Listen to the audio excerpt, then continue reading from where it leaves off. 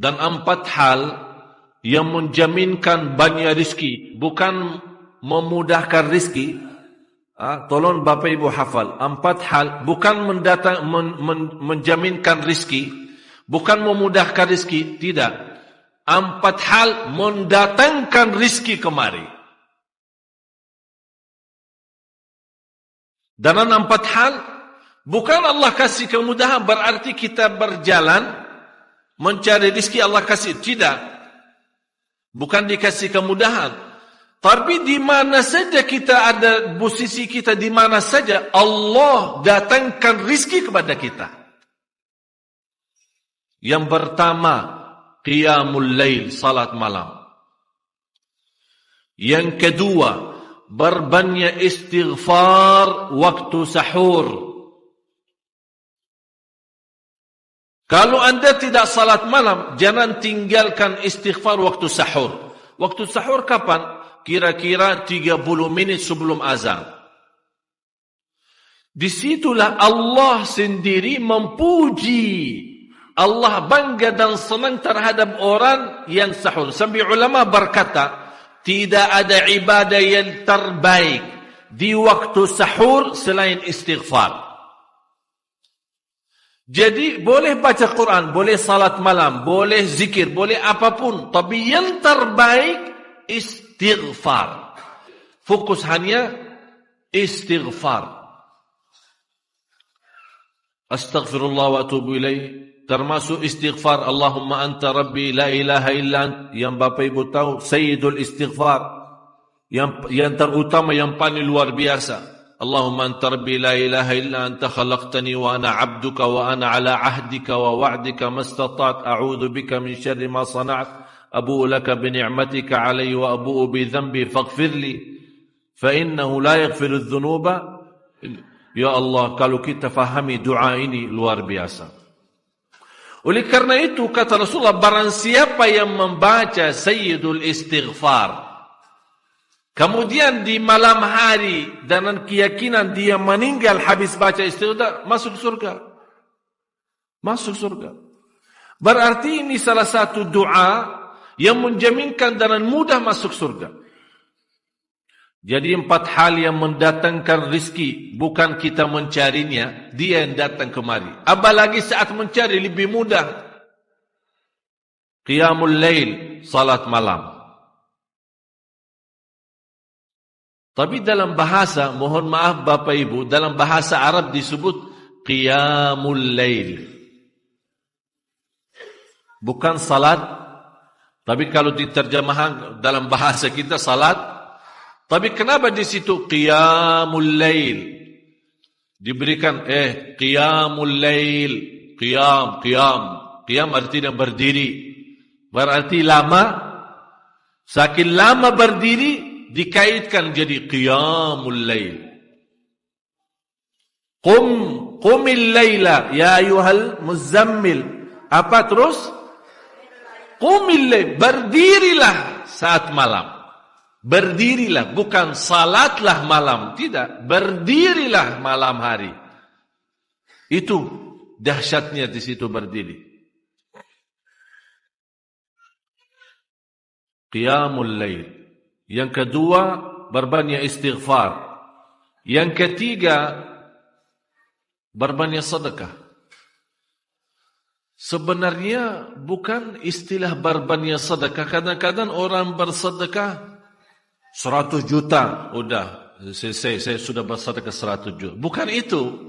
Bukan yang dimaksud berbanyak sedekah itu dari sisi uang itu banyak atau sedikit. Bukan. Yang dimaksud rahasia sedekah, ta'ahudus sedekah, istiqamah bersedekah. Istiqamah. Itu tidak menjadi masalah besar maupun kecil. Itu tidak menjadi masalah. Karena bagi Allah tidak ada artinya besar maupun kecil. Kita tidak memberikan kepada Allah. Karena Allah maha kaya.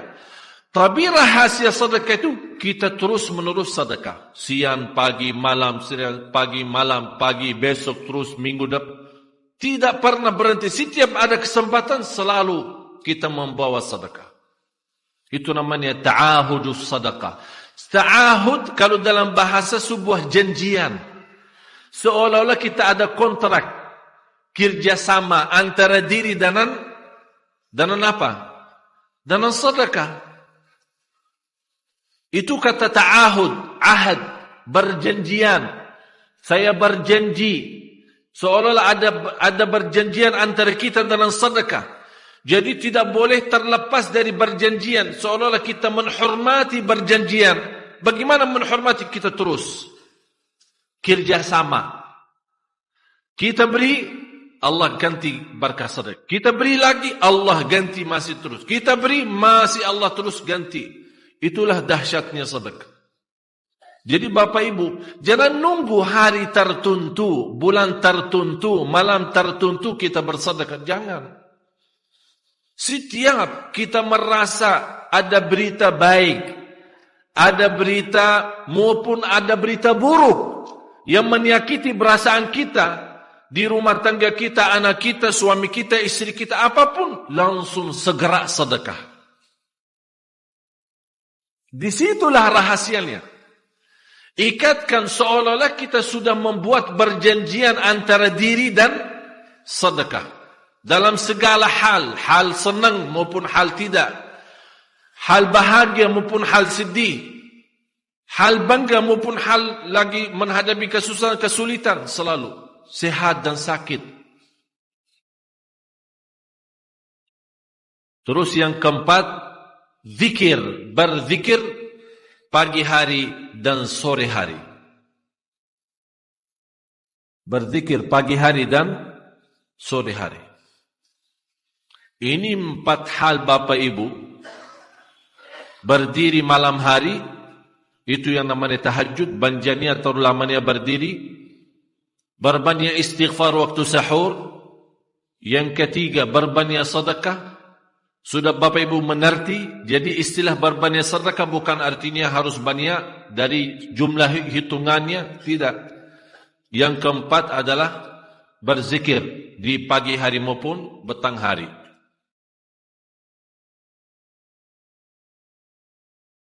Amman huwa qanitun ana al-laili sajidan wa qa'ima. Sajidan wa qa'ima. Jadi Bapak Ibu, saat kita berdiri lama, walaupun baca satu ayat, diulangi berkali-kali. Walaupun baca surah pendek, tapi diulangi berkali-kali tidak menjadi masalah. Bapak Ibu hanya hafal qulhu. Qulhu dibaca 3 kali, pahalanya seperti baca Al-Quran, 30 juz. Ada seorang salih mengajak kawannya sudah mendekati subuh. Ayo bangun, salat malam, dan baca sepertiga Al-Quran. Langsung orang itu menjawab, bagaimana saya baca? Sebentar lagi muazan. Bacalah qul huwallahu ahad. Salat malam dan qul huwallahu ahad.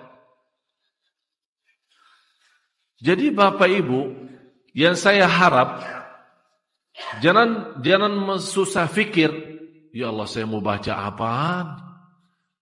Tidak usah susah fikir.